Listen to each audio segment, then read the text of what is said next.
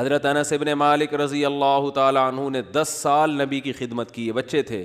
فرماتے ہیں ایک دفعہ بھی ایسا نہیں ہوا کہ میں نے کوئی کام نہیں کیا اور آپ نے یہ پوچھا کیوں نہیں کیا، اور میں نے کوئی کام نہیں کرنا تھا اور کر دیا تو آپ نے یہ پوچھا ہو کہ کیوں کیا. بس جتنا کام کر دیا ٹھیک ہے، نہیں کیا تو بھی ٹھیک ہے. نبی صلی اللہ علیہ وسلم نے حضرت انس بن مالک کو ایک دفعہ کسی کام سے بھیجا، وہ بچے تھے، بجائے کام کرنے کے بچوں میں کھیلنے لگے جا کے. تو آپ صلی اللہ علیہ وسلم گئے، دیکھا بھائی کہاں ہیں، تو دیکھا وہ تو کھیل رہے ہیں. تو آپ صلی اللہ علیہ وسلم حضرت انس بن مالک کے پیچھے جا کے کھڑے ہو گئے. حضرت انس نے پیچھے مڑ کے دیکھا تو آپ صلی اللہ علیہ وسلم کھڑے ہوئے مسکرا رہے ہیں، کچھ بھی نہیں کہا. سمجھ رہے ہیں وجہ کیا ہے؟ بھائی یہ تو اپنی ان کی والدہ نے گفٹ دیا ہے نا خدمت کے لیے، تو اپنی مرضی سے خدمت کر رہے ہیں، اس میں سختی کیسی؟ ٹھیک ہے خدمت کر دی تو بھی. اور بچوں کے ساتھ تو ویسے بھی شریعت میں سختی نہیں ہے، بچوں کے ساتھ تو بہت نرمی ہے. میں تو وہ جو ٹھڈے مارنے کی بات کروں تو 30-35 سال کے تھے نا جو پڑے ہوئے ہیں.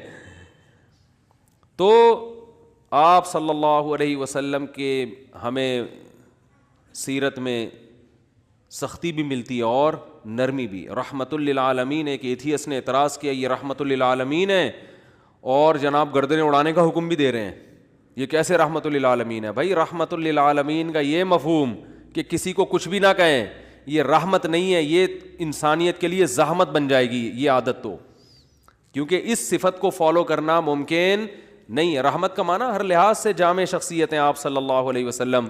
مشہور واقعہ کئی بار سنا چکا ہوں، دوبارہ سنا کے بس پھر آگے بڑھتا ہوں کہ ایک شخص نبی صلی اللہ علیہ وسلم کی جاسوسی کر رہا تھا، گرفتار ہو گیا. تو آپ نے حکم دیا اس کی گردن اڑائی جائے. اب دیکھو گردن اڑانے کا حکم دینا بظاہر یہ رحمت کے خلاف ہے نا. ہم ہوتے ہم کہتے ہیں نہیں بھائی گردن کیوں اڑائی جائے، اسلام تو بہت وسیع مذہب ہے، ٹھیک ہے نا، اللہ بہت غفور رحیم ہے. آپ صلی اللہ علیہ وسلم نے حکم کیا دیا گردن، کیونکہ نہیں اڑائی تو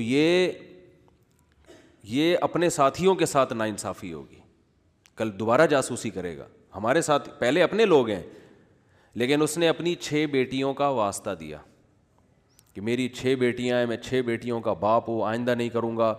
آپ صلی اللہ علیہ وسلم کو اس پہ ترس آیا اور آپ نے اس کو چھوڑنے کا حکم دے دیا. دوبارہ گرفتار ہو گیا، دوبارہ کمبخت جاسوسی کر رہا تھا. پھر اس نے اپنی 6 بیٹیوں کا واسطہ دیا مجھے نہ مارے، میری 6 بیٹیاں ہیں. تو آپ نے کیا فرمایا؟ لا یلدغ المؤمن من جوہر مرتین. مسلمان ایک سوراخ سے 2 دفعہ نہیں ڈسا جاتا. حکم دیا اس کو مار دو، اس لیے کہ اس کی بیٹیوں کا خیال کریں یا اپنے ساتھیوں کا خیال کریں. کیسا بیلنس اس میں، اصل بتا دیا کہ اصل رحمت ہے. ایک روایت میں آتا ہے تخلقوا باخلاق اللہ، اللہ کی صفات اختیار کرو. اللہ کی صفت کیا ہے؟ جود و سخاوت ہے اس میں. اللہ کیا ہے؟ غیرت والا ہے. تو ہمیں بھی اپنے اندر کیا پیدا کرنی ہے؟ غیرت. تو اللہ کی صفت یہ ہے کہ قرآن حدیث میں آتا ہے کہ جب اللہ نے اس کائنات کو بنایا تو آئندہ کن اصولوں پہ یہ کائنات چلے گی وہ اصول اللہ نے پہلے لکھ دیے. جب کوئی ملک وجود میں آتا ہے تو آئین پہلے بنتا ہے نا. کیا ہو گیا بھائی جان؟ آئین پہلے بنتا ہے، اس کے بعد اس آئین کے تحت قانون وضع ہوتے ہیں. تو اللہ نے سب سے پہلے جو چیز پیدا کی وہ قلم. حدیث میں یہ ہمیں سمجھانے کے لیے مثالیں دی گئی ہیں. اول ما خلق اللہ القلم. سب سے پہلی چیز جو اللہ نے پیدا کی وہ کیا ہے؟ قلم. کائنات کو بنانے کے بعد، تاکہ جو کائنات جن اصولوں پہ چلے گی نا وہ اصول، وہ آئین پہلے سے طے ہو جائیں کہ اس آئین کے تحت چلے گی. اور اللہ نے سب سے پہلی چیز قلم بنا کے اسے حکم دیا لکھ. ٹھیک ہے نا؟ کیا حکم دیا؟ بولو نا، لکھ. تو پہلا اصول لکھا سبقت رحمتی علی غضبی. میری رحمت میرے غصے پر غالب رہے گی. کیا پیاری بات اللہ نے ہم لوگوں کے لیے لکھ دی، جس کی وجہ سے آج ہم بچے ہوئے ہیں. یعنی جہاں غصے اور رحمت میں ٹکراؤ ہوگا تو رحمت کیا ہوگی؟ رحمت کا گراف ہمیشہ اوپر رہے گا. اللہ یہ بھی لکھ سکتے تھے کہ میرا جو غضب ہے وہ ہوگا ہی نہیں. میرا غضب ہوگا ہی نہیں, ہمیشہ کیا رہے گی؟ رحمت. رحمت ہی رحمت کے اصول پہ چلے گی, غضب نہیں ہوگا. تو پھر لوگ پیغمبروں کی نہیں مانتے. قوم عاد, قوم سمود تباہ نہ ہوتی, قوم لوط تباہ نہ ہوتی, فرعون سمندر میں غرق نہ ہوتا پانی میں, اور آگ میں نہ جلتا, اور جہنم نہ ہوتی. تو اللہ نے یہ نہیں لکھا کہ میرا غضب ہوگا ہی نہیں, بلکہ اللہ نے لکھا کہ غضب بھی ہوگا, رحمت بھی. لیکن رحمت اور غضب میں جب ٹکراؤ ہوگا نا, تو رحمت کو کیا کروں گا؟ غالب کروں گا. جیسے کوئی گناہگار جب توبہ کرتا ہے تو اس کی توبہ کا تقاضا ہے کہ معاف کیا جائے, سابقہ گناہوں کا تقاضا ہے کہ معاف نہ کیا جائے. تو جب ٹکراؤ ہوگا تو رحمت کو اللہ کیا کر دیں گے؟ غالب کر دیں گے. رحمت کو اللہ ہمیشہ غالب کریں گے. تو یہی نبی صلی اللہ علیہ وسلم کی بھی صفت, کہ جب رحمت اور غضب میں ٹکراؤ ہوتا تو آپ صلی اللہ علیہ وسلم کی صفت رحمت کیا ہوتی؟ ہمیشہ غالب ہوتی. اس کی بہت ساری مثالیں ہیں. مشرکین مکہ نے کتنا ستایا, جب مکہ فتح ہوا تو آپ نے فرمایا لا تثریب علیکم الیوم, سب کو معاف کر دیا, ضرورت نہیں ہے تلوار چلانے کی. بھائی اب ان کو قتل کر کے کیا ملے گا ہمیں؟ ضرورت نہیں ہے. جو اللہ نے ہمیں غلبہ دینا تھا وہ دے دیا ہے. تو نہیں تلوار چلائی آپ صلی اللہ علیہ وسلم نے, بلکہ مشرکین کے جو سردار تھے ان کو الگ سے عزت دی آپ صلی اللہ علیہ وسلم نے. لیکن جہاں یہ جو جاسوس پکڑا گیا تو اس میں بھی معافی مانگی, 6 بیٹیوں کا حوالہ دیا. جب 6 بیٹیوں کا حوالہ دیا تو بیٹیاں ہونا اس کی علامت ہے کہ باپ پہ کیا کیا جائے؟ رحم. بیٹیوں کا کون پوچھے گا بعد میں. جاسوس ہونا اس کا تقاضا کرتا ہے کہ گردن اڑائی جائے.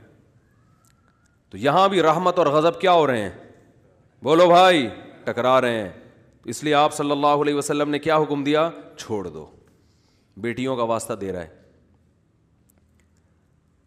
دوبارہ جب پکڑا گیا ہے تو اب بھی اگر چھوڑنے کا حکم دے دیا جاتا تو اس کا مطلب صفت غضب ہے ہی نہیں. اور یہ بہت خطرناک چیز ہے کہ آپ کے اندر غضب کی اور انتقام کی صفت ہی ختم ہو جائے, انتقام لیس ہو جائیں. اس کا مطلب آپ قوم کے لیڈر نہیں بن سکتے, آپ قوم کو گائیڈ نہیں کر سکتے, آپ قوم خود بھی ڈوبو گے, قوم کو بھی ڈبو دو گے, آپ برباد ہو جاؤ گے.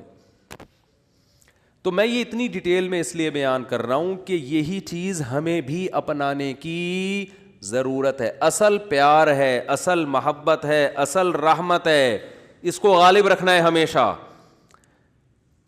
لیکن انتقام لیس بولو نہیں بن جانا, غضب لیس بولتے کیوں نہیں, کیا ہو گیا, نہیں بننا ہے. ایسا نہیں ہو جانا کہ اتنے میٹھے کے جو بھی چائے نگل لے کھا کے.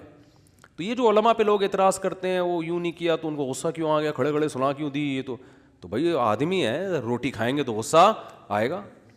اور اگر اتنے میٹھے کہ جو مرضی کرتا رہے غصہ ہی نہ آئے تو ایسا نہیں ہوتا. پیغمبروں کو نہیں غصہ آیا. حضرت موسیٰ علیہ السلام کلیم اللہ, ان کا جلال کیا تھا, مشہور تھا, کلیم اللہ تھے. کیسا جلال کے واقعات ہیں. حدیث میں آتا ہے کہ موت کا فرشتہ حضرت موسیٰ علیہ السلام کے پاس آیا انسانی شکل میں. حضرت موسیٰ نے پوچھا کیسے آنا ہوا؟ ٹھیک ہے نا, کہا موت کا فرشتہ ہوں, آپ کی روح قبض کرنے آیا ہوں. حضرت موسیٰ نے ایک کھینچ کے تھپڑ لگا, اتنی زور سے مارا ان کی آنکھ نکل کے گر گئی نیچے. وہ اللہ کے پاس گئے, اللہ اپنے کس بندے کے پاس بھیجا ہے تو نے مجھے, ہے بھائی. پتہ نہیں حضرت موسیٰ کو غصہ کس بات پر آیا, اسٹائل ان کا ایسا ہوگا, ہے بھائی, یا کیا وجہ, وہ تو حضرت موسیٰ ہی جانتے ہیں. ظاہر ہے پیغمبروں کو ناحق غصہ نہیں آتا, لیکن اللہ بس ایک حضرت موسیٰ کی جو جلالی صفت ہے نا اس کا اظہار کرنا چاہتے تھے کہ دشمنوں کو کہ ان سے بچ کے رہو. ٹھیک ہے, انہوں فرشتے کے تھپڑ لگا دیا تو تھوڑا سا احتیاط رکھو ان سے.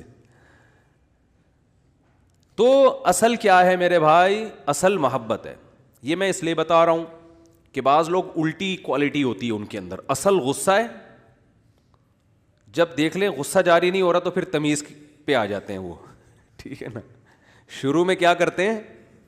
غصہ اور مار دھاڑ اور گالیاں یہاں سے شروع کرتے ہیں پہلے. یعنی آپشن یہ ہوتا ہے ان کا, اگر اس سے بندہ قابو میں نہیں آیا تو ان کو اندازہ ہو جاتا ہے یہ قابو میں آنے والا نہیں ہے, پھر وہ کس سے بات کرتے ہیں؟ تمیز سے بات کرتے ہیں. بالکل اس کی مثال ہے, ایک آدمی نے کسی کے چاقو رکھا, بولا تیری جیب میں جو کچھ ہے نکال دے. اس نے ٹی نکال دی. ٹھیک ہے نا, اب یہ کہہ رہے تیری جیب میں جو کچھ ہے نکال دے. ٹھیک ہے نا, یعنی سامنے والا اگر آپ سے بھی بڑا فنٹر نکل آیا, آپ سے بھی بڑا فنٹر نکل آیا, تو پھر آپ کہتے ہو بھائی یہاں تمیز, یا تمیز سے بات کے علاوہ آپ کے پاس کوئی آپشن نہیں, فوراً غصہ ٹھنڈا ہو جاتا ہے. تو یہ غلط ہے. نہ تو غصہ لیس ہو جانا ٹھیک ہے کہ کچھ بھی ہوتا رہے, اور چونکہ میاں بیوی میں بہت ہو رہا ہے آج کل, یہ بہت زیادہ پھڈے جھگڑے, داماد ایک نمبر کا ہیروئن چرسی کہیں کا الو کا, کیا بولوں میں, اور برداشت پہ برداشت, نہیں کل ٹھیک ہو جائے گا, نہیں پرسوں ٹھیک ہو جائے گا. وہ بھائی نہیں ٹھیک ہوگا, یہ چھوڑ دو اس کو. نہیں جی اللہ کی رحمت بہت بڑی ہے, ہو سکتا ہے ٹھیک ہو جائے. بھائی اللہ کی رحمت بڑی ہے اس کا یہ مطلب ہے ہی نہیں. اس کا مطلب ہے کہ چھوڑ دو تو اللہ کی رحمت بڑی ہے, کوئی دوسرا دلا دے گا اللہ. جب ثنا خان کو مفتی انس مل سکتے ہیں اور مفتی انس کو ثنا خان مل سکتی ہے, تو اس کا مطلب کسی کو کسی بھی ٹائم پہ کچھ بھی مل سکتا ہے. دو انتہائیں ہیں نا, ایک مولوی اور ایکٹریس کی آپس میں شادی ہو گئی, تو اس کا مطلب کسی کی کسی بھی ٹائم پہ کسی پہ بھی شادی ہو سکتی ہے. رشتوں کی کمی مارکیٹ میں نہیں ہے. تو ایسے ایسے الٹے لوگوں کو لوگ برداشت کر رہے ہیں کہ ہو سکتا ہے کل ٹھیک, ہو سکتا ہے. بھائی ایک حد ہے, حد ہر چیز میں کیا ہے, ایک لمٹ ہے. اولاد بگڑی ہوئی ہوتی ہے, میں والدین کو کہتا ہوں بھائی اپنے بیٹے کو ایک حد تک تربیت کرو, نہیں آ رہا نا قابو میں, نکلو. بولو پتلی گری سے سامان گھر سے اٹھا کے کیا کرو, نکلو. زیادہ نہیں بدماشی ہے, تیرے باپ کا گھر ہے, تیرا گھر نہیں ہے. ہاں سارے 100% درست نہیں ہوتی اولادیں, کچھ تو باپ کو بھی برداشت کرنا پڑتا ہے اولاد کی خاطر, لیکن وہ بھی ایک حد ہے نا, حد سے زیادہ تھوڑی ہوتا ہے, حد سے زیادہ نہیں ہوتی کوئی بھی چیز. پھر اس میں ایک اصول یہ بھی ہے کہ یہ دیکھا جائے گا بڑا نقصان کس میں. لوگ کہتے ہیں اگر تعلق ختم کیا تو یہ ہو جائے گا, یہ ہو جائے گا. بھائی تعلق ختم کیا تو یہ ہو جائے گا, نہیں کیا تو یہ ہو جائے گا. تو دونوں میں پلس مائنس کیا کرو کہ زیادہ نقصان کس میں. ہمیشہ اس اصول پہ زندگی گزرتی ہے. یاد رکھو دنیا میں سارے فائدے کی چیزیں کبھی بھی حاصل نہیں ہوتی, ہر کام کے کچھ سائیڈ افیکٹ ہوتے ہیں. عقل مند آدمی یہ دیکھتا ہے کہ سائیڈ افیکٹ زیادہ ہیں یا اس کے بینیفٹس زیادہ ہیں. اس اصول پہ زندگی گزاری جاتی ہے. اگر اس اصول پہ زندگی نہیں گزارو گے, ساری زندگی کبھی کوئی فیصلہ آپ سے ہوگا ہی نہیں. سمجھ رہے ہو کہ نہیں سمجھ رہے؟ ساری زندگی کنفیوز رہو گے اور کبھی کوئی فیصلہ آپ سے ہوگا ہی نہیں. ہمیشہ اس اصول پہ زندگی گزرتی ہے کہ یہ کام کرنے میں بھی نقصان, نہ کرنے میں بھی, کرنے میں زیادہ یا نہ کرنے میں زیادہ. اس کو پلس مائنس کر کے فوراً رپورٹ مارکیٹ میں لایا کرو, ٹھیک ہے نا, اور رپورٹ خود تیار کرو, کرنا ہے بھائی کہ یہ سائیڈ افیکٹ ہیں اس کے, تو یہ برداشت کریں گے. جیسے اینٹی بایوٹک ہے, کچھ سائیڈ افیکٹ ہوتے ہیں, اب ہوتے ہیں تو ہوتے رہیں.